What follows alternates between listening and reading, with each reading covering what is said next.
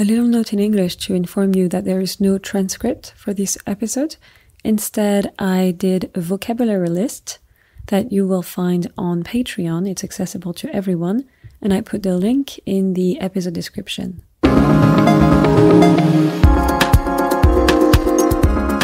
Salut à tous, comment allez-vous? J'espère que vous êtes en forme et que vous avez passé un bon réveillon. Je vous souhaite à tous une excellente année 2022, en espérant qu'elle sera meilleure que 2021, n'est-ce pas?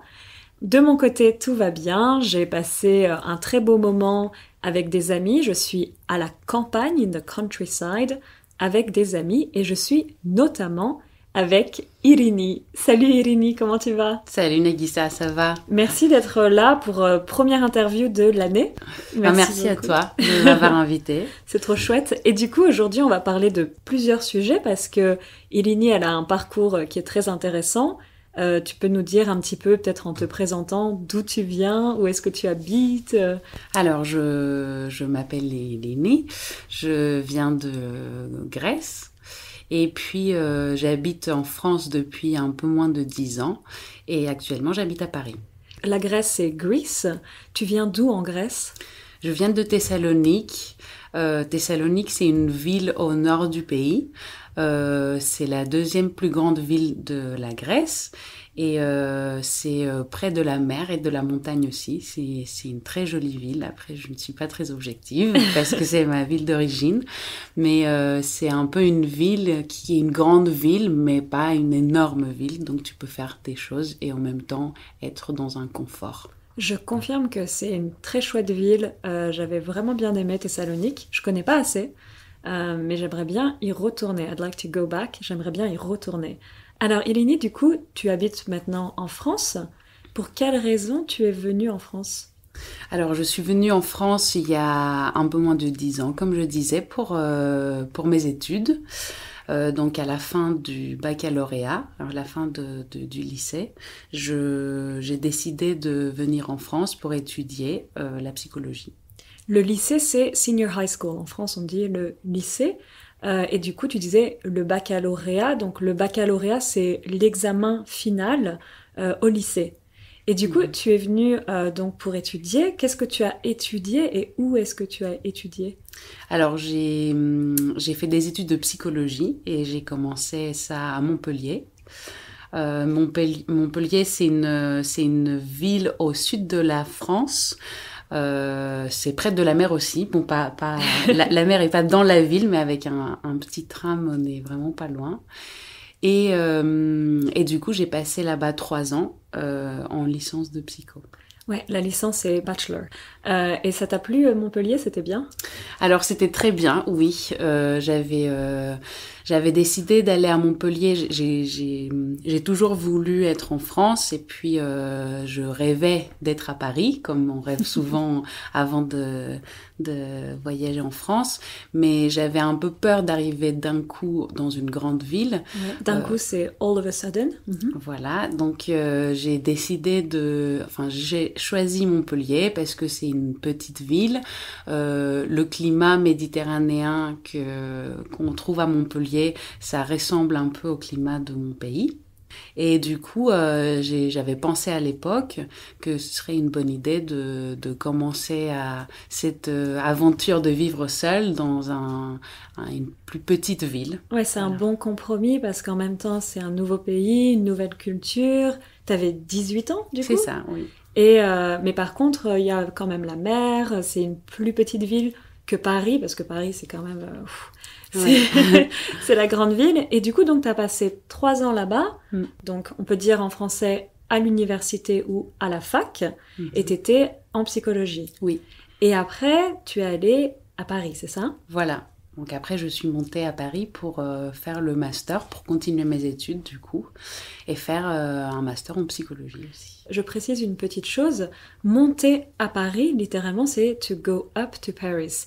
Donc c'est quelque chose on dit par exemple descendre à Montpellier parce qu'on va dans le sud, et monter à Paris parce qu'on va dans le nord. Donc tu étais à Montpellier et tu es montée à Paris pour faire un master. Oui.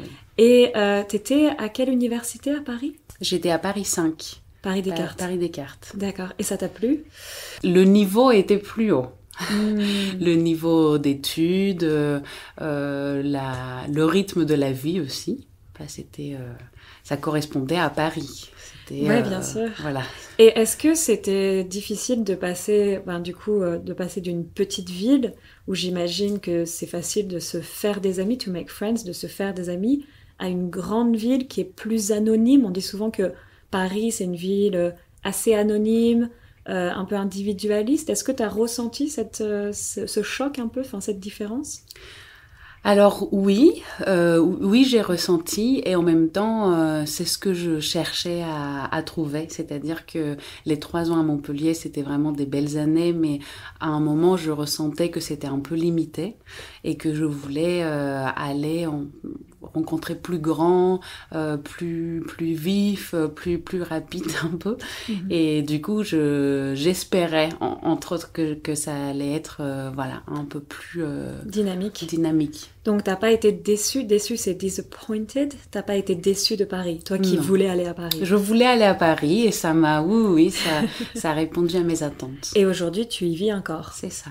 Oui. D'accord. Et alors, comment tu as trouvé le fait d'étudier en France? Est-ce que ça t'a plu en général? Parce que donc tu as fait 5 ans d'études en France, 3 ans à Montpellier, 2 ans à Paris. Quel est ton avis sur l'université française? Alors, j'ai beaucoup apprécié l'université française.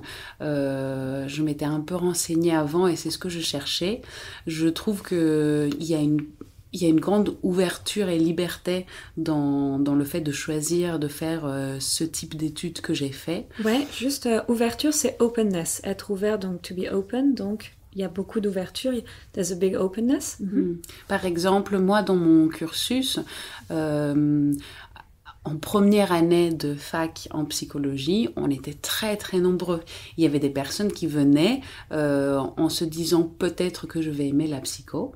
Donc, je vais tenter, mais il y avait la liberté de choisir un autre cursus l'année d'après, de bouger un peu dans l'université, de découvrir des différentes disciplines et d'aller vers ce qui nous intéresse. Ouais, c'est vrai que ça, on a souvent en France des gens qui vont faire une première année, comme tu dis, soit en psychologie ou par exemple une première année en médecine.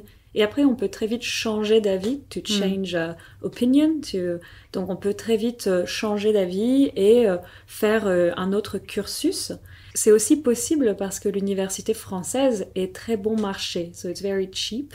It's not expensive. C'est pas très cher d'étudier en France. Si je me souviens bien, l'université, pour une année, ça coûte 300, 400 euros, quelque chose comme ça. J'imagine que c'est dans les environs, je ne me souviens plus, mais en tout cas, c'est le coût de l'inscription à la base, et sinon, toute autre chose est un peu compris dedans, vu que c'est l'université publique. Exactement, c'est l'université publique, donc c'est vraiment, comme tu dis, d'abord on paye l'inscription, et après, on n'a rien vraiment à payer, en fait.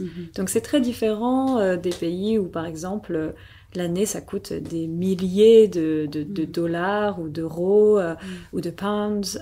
C'est vraiment très, très différent. Donc, ça donne la possibilité de tester plein de choses différentes. Oui. Et ça, c'est vrai que c'est une très bonne chose à l'université. Et est-ce que tu as aimé l'enseignement de teaching, donc l'enseignement en général en France ? Alors, j'ai beaucoup aimé. Après, encore une fois, je ne suis pas très objective parce que j'étais tellement contente d'arriver en France et d'être assise en amphithéâtre, rien que ça. Ouais. Ça me plaisait beaucoup. Dans un amphithéâtre où il y a beaucoup de monde et il y a un professeur qui parle des choses que je ne connais pas encore. Donc, j'avais une admiration énorme.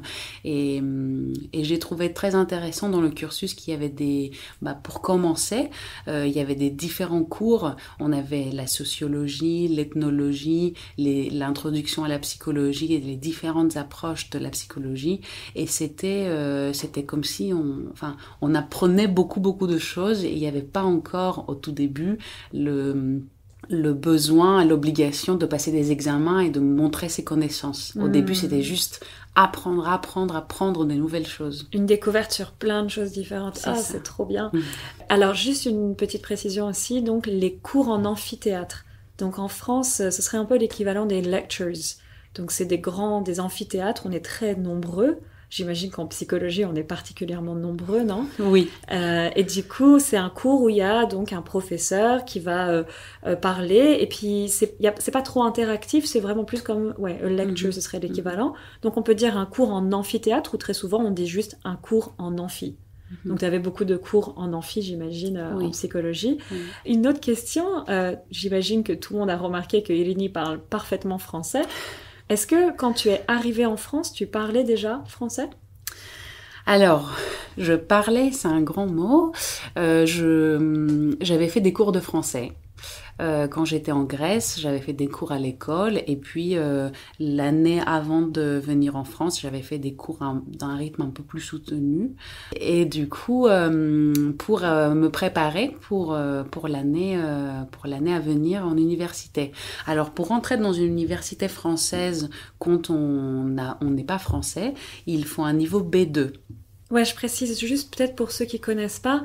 Donc, en effet, il y a plusieurs niveaux. Ça commence par A1, A2, B1, B2, C1, C2. C2, c'est donc le niveau le plus élevé. Donc, c'est pour des gens qui sont vraiment presque bilingues. Donc, toi, tu devais obtenir le niveau B2. Voilà, pour rentrer à l'université. À l'époque, mes professeurs ont jugé que je devais faire le niveau C1 parce que le niveau B2, je l'avais déjà, on va dire, mais je n'avais pas passé de diplôme. Donc, j'ai fait une année du niveau C1. À la fin de l'année, je n'ai pas eu le diplôme parce que c'était trop compliqué. Mais à l'université de Montpellier, étant donné que je faisais des cours du niveau C1, ils se sont dit, c'est sûr que le B2, ça va aller pour elle. Donc, j'ai été prise sans vraiment de diplôme. Trop bien. Alors, étant donné, c'est giving that. Étant donné que j'avais fait des cours de C1. Voilà. Et du coup, t'es arrivée, donc t'avais fait quelques cours de français, mais tu parlais pas encore couramment. Alors, j'ai rapidement découvert que ce qu'on apprend dans les livres et en cours, ça n'a rien à voir avec la langue qui se parle dans la rue. Ouais, ça n'a rien à voir, it doesn't have anything to do with. Ça n'a rien à voir. Rien à voir, c'est une autre langue. Donc oui, je raconte souvent l'histoire de mon tout premier cours à l'université où j'étais très très stressée avant d'y aller le premier jour parce que j'étais surtout très curieuse de voir est-ce que je comprends en fait cette langue, parce que oui, j'ai fait des cours, mais est-ce que dans la vraie vie je suis capable de comprendre un cours. Donc premier cours le matin en amphithéâtre, beaucoup de stress, et puis je me rends compte que je comprends pas mal de choses. Ouais, je me rends compte, je réalise, I realize. Oui, je réalise que je comprends pas mal de choses. Je suis très contente. Et puis c'est la pause. Et là, on sort pour une pause tous ensemble. Et là, je ne comprends absolument rien de ce que mes camarades de classe sont en train de dire. Et je me dis, mais qu'est-ce qui se passe ? Donc tu comprenais le cours de psychologie, oui, donc qui est quand même un niveau très élevé, mais tu comprenais pas tes camarades de classe. Oui. Parce que ce que j'avais appris, c'était un peu la langue formelle qu'on peut lire dans les livres, donc la langue qu'on utilise dans ces situations. Et puis sinon, la langue où on raconte nos vies, le quotidien, etc., là, j'avais vraiment pas un bon niveau. C'est très, très, très difficile. En effet, comme tu dis, il y a une énorme différence entre le français écrit, written French, le français un peu formel, et le français qu'on parle, particulièrement entre jeunes. Et donc on utilise de l'argot, le slang. Souvent on contracte, donc par exemple au lieu de dire je ne suis pas, on dit je suis pas. Oui. Et ça, j'imagine que pour toi au début t'es arrivée et... Je comprenais pas, on va dire. Et comment t'as fait du coup ? Comment j'ai fait ? Je pense que c'est avec un peu d'expérience. Et puis... T'as réussi à te faire des amis français assez rapidement aussi. Oui, c'est vrai que les premières années à Montpellier, c'était pas... À Montpellier, il y a beaucoup d'universités et il y a beaucoup de Erasmus, donc des gens qui viennent... Ouais, Erasmus, pardon, c'est un European Exchange Program, c'est un programme d'échange européen. Donc, c'est des étudiants qui peuvent... Moi, par exemple, j'ai fait Erasmus à Berlin, et il y a plein de gens qui font Erasmus dans des pays européens. Pardon. Oui. Et du coup, on avait beaucoup d'étudiants étrangers. Entre nous, on communiquait en anglais. Donc, au début, je n'ai pas été très en lien avec des gens français. C'est surtout en allant à Paris, en construisant une vie, on va dire, qui n'était plus une vie très étudiante, qui était une vie un peu plus stable, entre guillemets, que j'ai commencé à construire des liens avec des gens français et du coup à être beaucoup plus en lien avec la langue française. Est-ce que tu as trouvé que c'était difficile justement de développer des liens plus profonds avec des Français ou ça s'est fait assez facilement une fois que tu étais à Paris, once you were in Paris? En fait, très souvent, par exemple, moi j'ai fait des amis assez rapidement à l'université parce que souvent quand on partage une expérience ensemble, il y a des choses qui nous lient, donc on a des choses à partager, des choses à raconter. À l'université, c'est un bon endroit pour se faire des amis parce qu'on partage les mêmes difficultés, parce qu'on va étudier ensemble, on va faire des choses ensemble et puis on va se rendre compte qu'il y a même des personnes françaises qui ne sont pas chez elles parce qu'ils sont venus une autre ville pour étudier à Paris et là on va rencontrer des gens. Et puis quand on fait des études de psychologie, on peut parler psychologie avec ses amis. Voilà, par exemple. J'imagine que vous avez des conversations assez intéressantes, non, avec les amis de la fac. Ah oui, ça arrive. En tout cas pour nous, ce sont très intéressants. Bien sûr, bien sûr. Ok, super. Et du coup, est-ce que pour nos auditeurs, for our listeners, pour nos auditeurs qui écoutent, il y en a peut-être certains qui voudraient venir étudier en France, donc faire quelque chose un peu de similaire à toi. Est-ce que tu aurais peut-être des conseils, some tips, des conseils à leur donner? Moi, par rapport à mon expérience et dans mon esprit, la langue est très en lien avec, en général, la culture d'un pays, les habitudes et tout ça. Donc souvent, avant d'aller dans un pays, j'aime bien me renseigner un peu, regarder des films peut-être sur ce pays, lire un peu sur l'histoire du pays, pas faire une thèse sur l'histoire du pays, mais en tout cas me renseigner un tout petit peu pour savoir ce qui se passe là-bas, goûter un peu la cuisine, avoir toutes ces infos-là pour essayer un peu de me rapprocher à cette culture et puis peut-être essayer de découvrir tout ce qui se passe dans la ville. Moi je pense que c'est dans ces endroits-là où on peut trouver des gens avec qui on peut commencer à être en lien et construire une relation et pourquoi pas une amitié, voilà. Bien sûr. Et à l'université française, t'as pas rencontré de problèmes majeurs, même par exemple justement pour comprendre les cours en français? Alors, il y en avait sûrement des petits problèmes, comme il y en a partout, mais j'ai trouvé que les gens là-bas étaient très ouverts et très avenants et gentils. Quand on arrive et on explique qu'on est étudiant étranger, qu'on n'a pas on ne sait pas trop comment ça se passe ici. Il existe des associations d'anciens étudiants, des personnes qui ont étudié avant nous et qui nous aident un peu, qui nous disent un peu comment il faut faire, etc. Et puis il y a un bureau aussi à l'université. Je pense qu'en France, en général, il ne faut pas hésiter à aller chercher de l'aide. On trouvera forcément à un moment quelqu'un qui pourra nous aider. Bien sûr. Et alors, par rapport à la langue française, je te demandais si ça avait été peut-être difficile pour toi de comprendre les cours, mais j'imagine qu'en étant grec, tu as un gros avantage parce qu'il y a beaucoup de vocabulaire qui est utilisé en psychologie que tu connais en fait, parce que c'est des termes qui viennent du grec. Oui, c'est déjà arrivé. J'étais assez étonnée de me rendre compte que si un mot était trop compliqué, alors je le connaissais parce que ça venait souvent du grec. Donc les Français le connaissaient pas, mais toi tu le connaissais. Ça, c'est déjà arrivé. Oui, c'est déjà arrivé que des mots très compliqués, j'arrive à les décortiquer un peu et... Alors juste décortiquer, on va quand même expliquer parce que c'est un super mot pour parler justement de comprendre les mots. Alors en fait, décortiquer, donc c'est un peu to peel. Donc on dirait ça par exemple décortiquer une crevette.